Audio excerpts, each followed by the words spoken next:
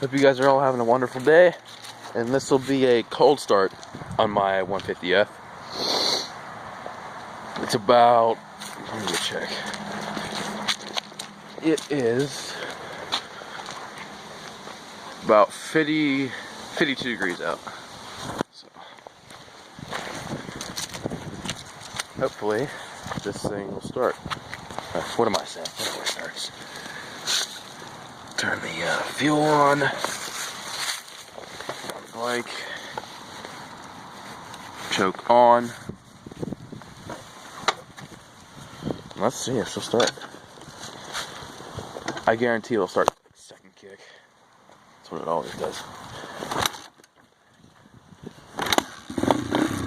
There we go, second kick.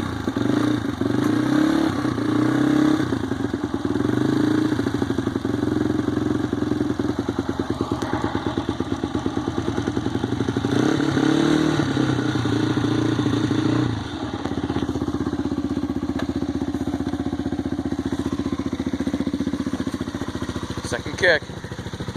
That's what it always says, second kick. They're bulletproof engines, man, trust me. They're good engines.